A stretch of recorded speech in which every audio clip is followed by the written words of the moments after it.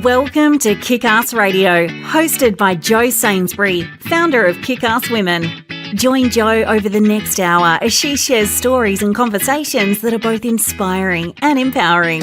Having spent over 30 years in the corporate sector, Jo Sainsbury kicked off her heels and became a coal train driver working in the rail and mining industry.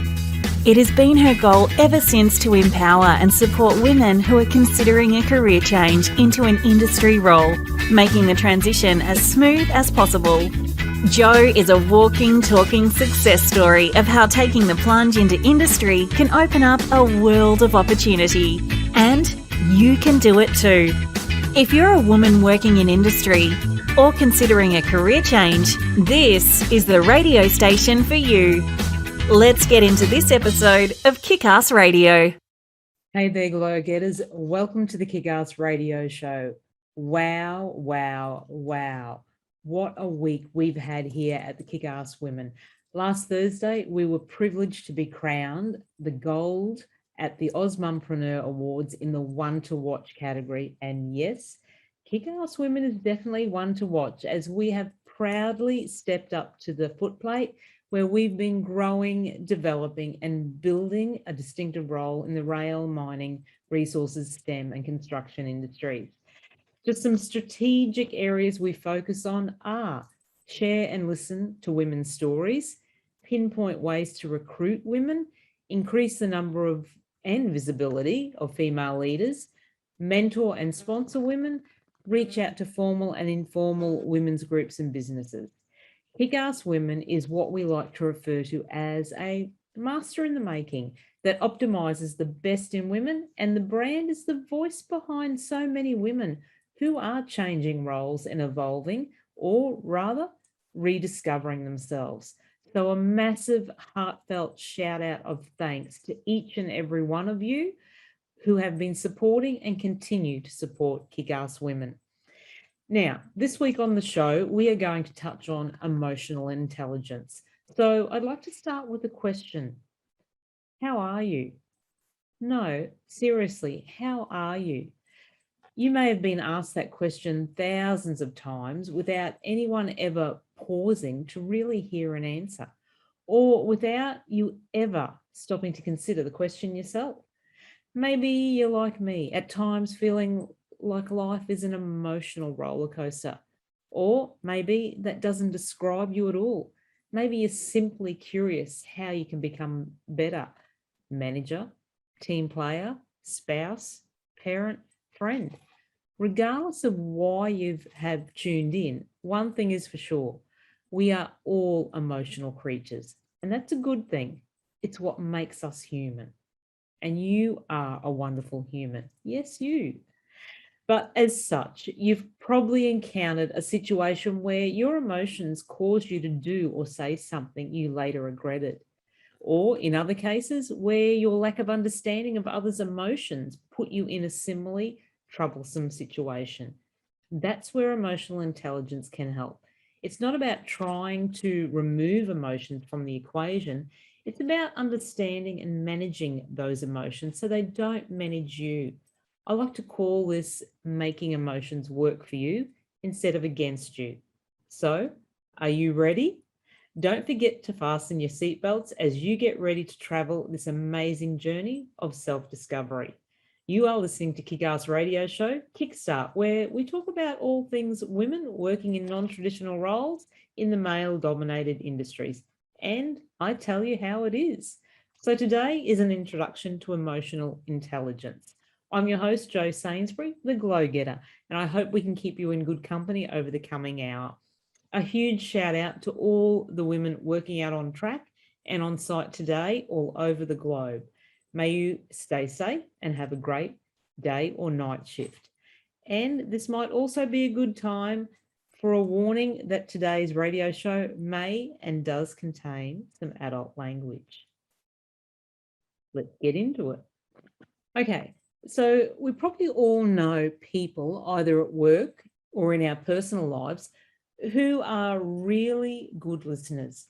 No matter what kind of situation we're in, they always seem to know just what to say and how to say it so that we're not offended or upset. They're caring and considerate. And even if we don't find a solution to our problem, we usually leave feeling more hopeful and optimistic. We probably also know people who are masters at managing their emotions. They don't get angry in stressful situations. Instead, they have the ability to look at a problem and calmly find a solution. They're excellent decision makers and they know when to trust their intuition. Regardless of their strengths, however, they're usually willing to look at themselves honestly. They take criticism well and they know when to use it to improve their performance. People like this have a high degree of emotional intelligence. They know themselves very well and they're also able to see the emotional needs of others. Would you like to be more like this? As more and more people accept that emotional intelligence is just as important to professional success as technical ability, organizations are increasingly using it when they hire and promote. So, for example, one large cosmetics company recently revised their hiring process for sales consultants to choose candidates based on their emotional intelligence. The result? People hired with the new system have sold, on average, around $91,000 more than the sales reps selected under the old system. There has also been significantly lower staff turnover among the group chosen for their emotional intelligence. So, what exactly is emotional intelligence and what can you do to improve yours? We all have different personalities, different wants and needs, and different ways of showing our emotions. Navigating through this all takes tact and cleverness, especially if we hope to succeed in life. This is where emotional intelligence becomes important. Emotional intelligence is the ability to recognize your emotions, understand what they're telling you, and realize how your emotions affect people around you. It also involves your perception of others. When you understand how they feel, this allows you to manage relationships more effectively. People with high emotional intelligence are usually successful in most things they do. Why? Because they're the ones that others want on their team. When people with high emotional intelligence send an email, it gets answered. When they need help, they get it because they make others feel good. They go through life much more easily than people who are easily angered or upset. So, in his book titled Emotional Intelligence, Why It Can Matter More Than IQ, Daniel Goleman, an American psychologist, developed a framework of 5 elements that define emotional intelligence. And the first is self-awareness. People with high emotional intelligence are usually very self-aware. They understand that emotions, and because of this, they don't let their feelings rule them. They're confident because they trust their intuition and don't let their emotions get out of control. They're also willing to take an honest look at themselves. They know their strengths and weaknesses, and they work on these areas so that they can perform better. Many people believe that this self-awareness is the most important part of emotional intelligence. The next is self-regulation. This is the ability to control emotions and impulses. People who self-regulate typically don't allow themselves to become too angry or jealous, and they don't make impulsive, careless decisions. They think before they act. Characteristics of self-regulation are thoughtfulness, comfort with change, integrity, and the ability to say no. Next is motivation. People with a high degree of emotional intelligence are usually motivated. They're willing to defer immediate results for long-term success. They're highly productive, they love a challenge, and are very effective in what they do. The next is empathy, and this is a huge one. This is perhaps the second most important element of emotional intelligence. Empathy is the ability to identify with and understand the wants, needs, and viewpoints of those around you. People with empathy are good at recognizing the feelings of others, even when those feelings may not be obvious. As a result, empathetic people are usually excellent at managing relationships, listening, and relating to others. They avoid stereotyping and judging too quickly, and they live their lives in a very open and honest way. And the last one is social skills. It's usually easy to talk to and like people with good social skills, and another sign of high emotional intelligence. Those with strong social skills are typically team players. Rather than focus on their own success first, they help others develop and shine. They can manage disputes, are excellent communicators, and are masters at building and maintaining relationships. So, as you've probably determined, emotional intelligence can be a key to success in your life, especially in your career. The ability to manage people and relationships is very important in not only leaders, but also the workforce. So, developing and using your emotional intelligence can be a good way to show others that there is a leader inside you and there is a leader inside of everyone. So the good news is that emotional intelligence can be learned and developed, as well as working on your skills in the 5 areas that we just spoke about. You can use some strategies. So observe how you react to people. Do you rush to judge before you know all of the facts? Do you stereotype? Look honestly at how you think and interact with other people. Try to put yourself in their place and be more open and accepting of their perspectives and their needs. Look at your work environment. Do you seek attention? For your accomplishments. Humility can be a wonderful quality, and it doesn't mean that you're shy or lack confidence. When you practice humility, you say that you know what you did and you can be quietly confident about it. Give others a chance to shine. Put the focus on them and don't worry too much about getting praise for yourself. Do a self-evaluation. Try out an emotional intelligence quiz and you can get them free, download them off the internet. What are your weaknesses? Are you willing to accept that you're not perfect and that you could work on some areas to make yourself a better person? Have the courage to look at yourself honestly. It could change your life. And then examine how you react to stressful situations. Do you become upset every time there's a delay or something doesn't happen the way you want it? Do you blame others or become angry at them, even when it's not their fault? The ability to stay calm and in control in difficult situations is highly valued in the business world and outside of it. Keep your emotions under control when things go wrong. Take responsibility for your actions. If you hurt someone's feelings, apologize directly.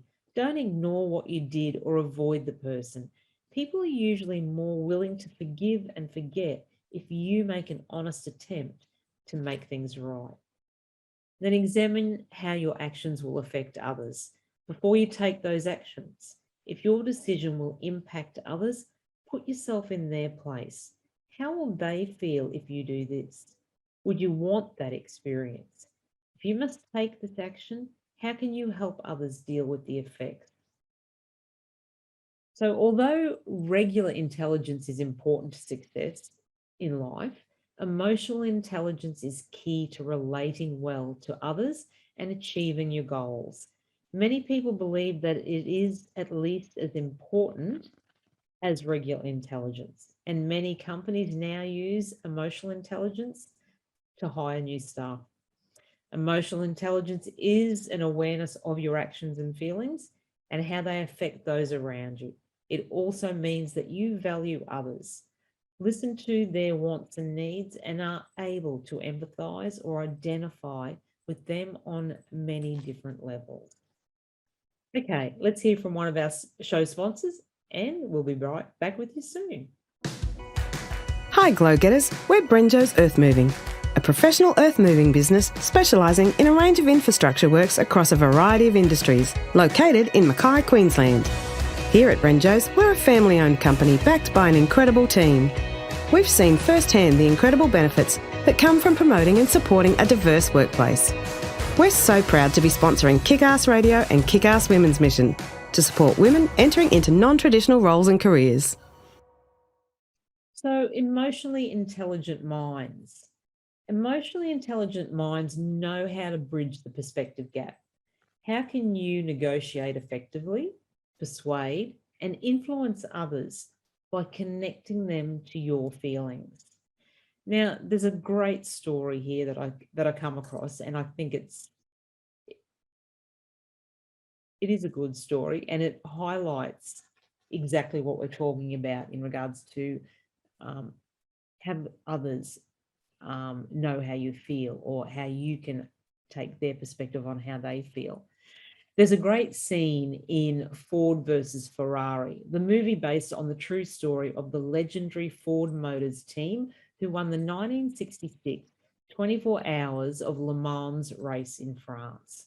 Now, Shelby, a former race car driver turned automotive designer, and we're talking of the Mustang Shelby, he is in a predicament. He needs to convince Ford CEO, Henry Ford II, to allow his friend and fellow racer, Ken Miles, to be the primary driver at Le Mans. The Shelby knows the team will need every advantage to beat Ferrari, who had won at Le Mans for the last 6 years in a row. The problem is, Ford and his lieutenants don't really like Miles, who they don't see as a team player. So how could Shelby convince Ford that Miles would be the best man for the job? Shelby takes Ford on a little ride in the race car. You ready? Shelby asks Ford, as Ford sits shotgun about to take the ride of his life.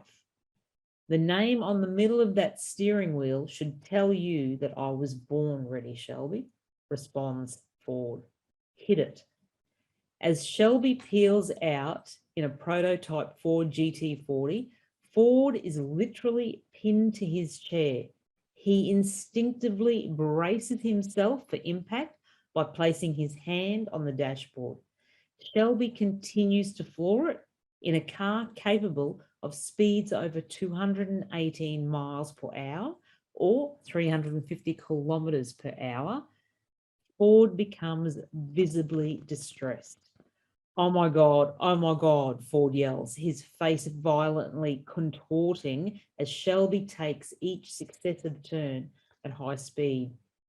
In the distance, accompanied by team engineer Phil Remington, Ford's lieutenants are speechless as they look on.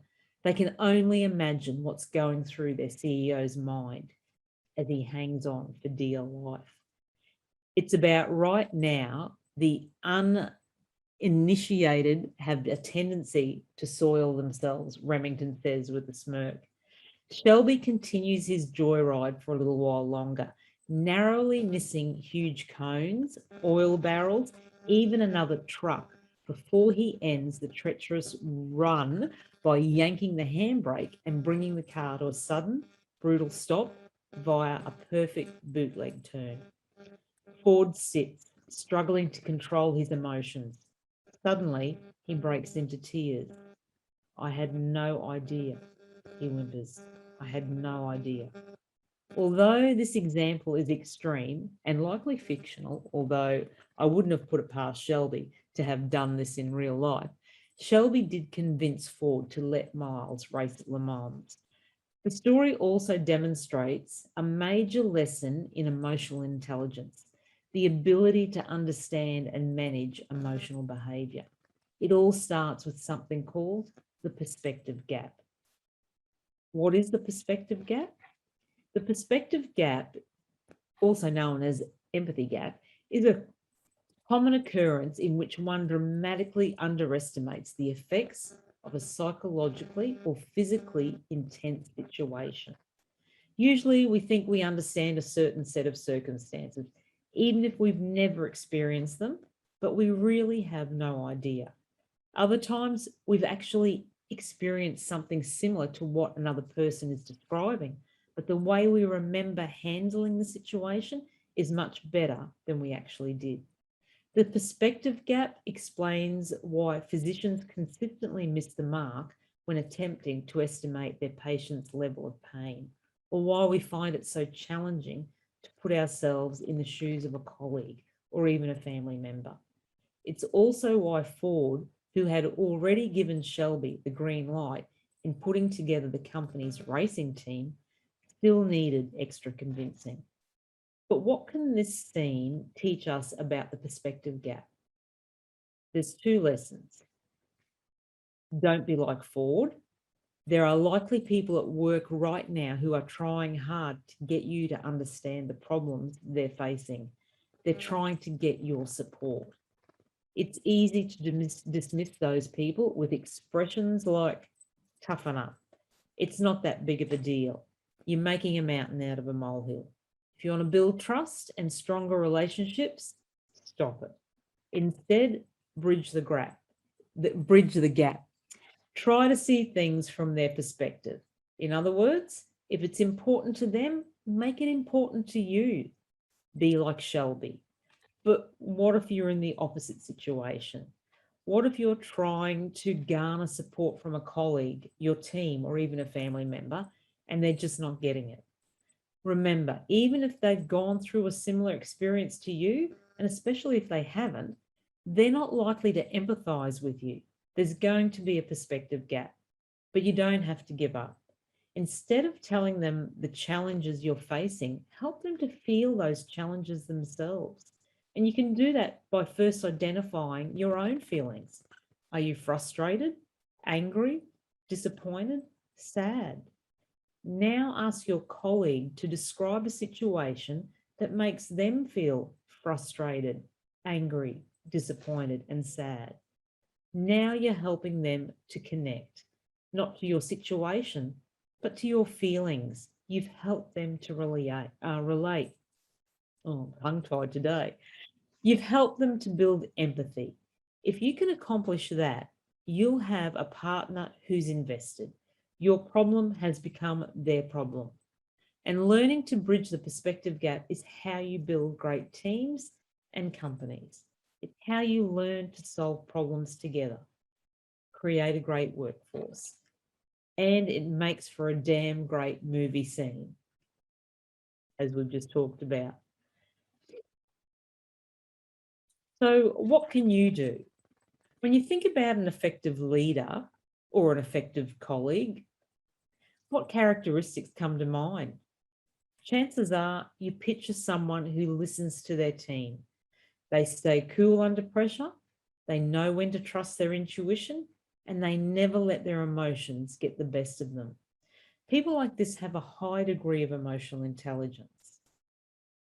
So remember, emotional intelligence is the ability to recognize your emotions, understand them, and see how they affect those around you. Having high emotional intelligence also means you understand other people's emotions, and it allows you to manage your relationships better and avoid potential conflicts. Okay, we'll hear from another one of the show's sponsors, and we'll be back to get our take 5. Hey Glow Getters, have you heard about Kickass Women? Founded by Jo Sainsbury, Kickass Women is dedicated to empowering and supporting women who are considering a career change into an industry role. Visit our brand new website at www.kickasswomen.com.au or follow Kickass Women on Facebook and LinkedIn today to keep up to date with all things Kickass Women and the incredible opportunities and content we have for you. See you there, Glow Getters. So as we said earlier on, there are 5 elements that define emotional intelligence. So these are your take 5. The first is self-awareness. When you're self-aware, you know how you're feeling all of the time, and you understand how those feelings are affecting the people around you. The second characteristic is self-regulation. This is the ability to control your emotions and actions. You can develop self-regulation by living your values and by holding yourself accountable when you make a mistake. The next element of emotional intelligence is motivation. Highly motivated people put off short-term rewards for long-term success. The fourth element of EI is empathy. This is when you have the ability to identify with other people and understand their wants, needs, and viewpoints. And finally, having good social skills is also critically important. This helps you work positively with other people and manage conflict effectively. Having high emotional intelligence is crucial in today's workplace. If you can build and maintain strong relationships, then you can work happily and productively with the people around you. It's also one of the key attributes of being an effective leader. And here's your safety affirmation. Emotional intelligence is your ability to recognize and understand emotions in yourself and others, and your ability to use this awareness to manage your behavior and relationships. So self-awareness is the foundation of emotional intelligence. The knowledge you gain when you boost your self-awareness empowers you to grow and make better decisions and choices. So you need to audit your habits. Think of some of the habits you acquired working from home, if you had to work from home, and ask yourself what you may need to change. So for example, you may have become used to multitasking when you video chatted or attended Zoom meetings. Once you're in the office and physically with other humans, this habit may hinder your ability to re-establish rapport with them. Break that distracting habit and remind yourself to be fully present during events where there are others. And moving away from self-absorption to notice and support others in your work entourage will help you control negative messages you may unwittingly be sending to others. And pay attention to your own anxiety barometer. It is natural to be anxious returning to work, especially if you've been working from home. So this is all bringing self-awareness to the forefront. And we all respond to anxiety differently. While we might not be able to quickly calm our anxiety, it helps to understand the psychological manifestations of your anxiety so that you can restore equilibrium. Some people may become restless or experience muscle tension. Others may tire easily or experience insomnia. Raising your awareness can prompt you to pay more attention to self-care, such as trying relaxation techniques and making sleep a priority. So carve out some alone time. One of the things you may have discovered or reconfirmed if you are working from home is how much you love being by yourself. Suddenly, being surrounded by others for an entire workday may increase your stress level. Knowing this, you should consider giving yourself little breaks during the day. So go for a stroll outside. You can also change your starting time, maybe, if it's permitted. Start earlier when the office is likely to be less populated, or shift your hours to work later when most people have left. If you have the luxury of doing this, or closing your door for parts of your day, do so. Or try a good noise cancellation headset that helps you tune out of the din of the crowd. And create psychological safety. We all need to feel emotionally safe to voice our anxieties and to ask for support. And managers can take the lead. Consider what obstacles you can remove to make your team's transition easier. Remind people of any well-being resources your company has to offer or support you are aware of. People may worry about the simplest things. So confide in each other, back each other up, and create that psychological safety net. Everyone craves it. Make it known that it is okay not to be perfect. And in these rapidly changing times, perfection is a moving target. People may work with incomplete information and unanticipated delays. Be patient and aim for expediency and practicality rather than perfection. You can be sure that everyone will remember how their manager and their leadership teams treated them in the difficult first few weeks after returning to work. So in the workplace, be prepared and be kind.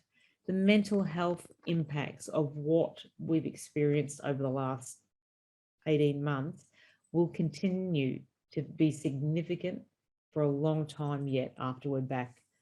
Be sure to leverage any peace and calm you enjoyed working from home to strengthen your own resilience, and tap into your emotional intelligence to be understanding and empathetic with other people. No matter how pressure-filled your first days back on the job might be, soften your approach to others. Anxiety will be running high. Putting it simply, be nice to yourself and to your fellow workmates.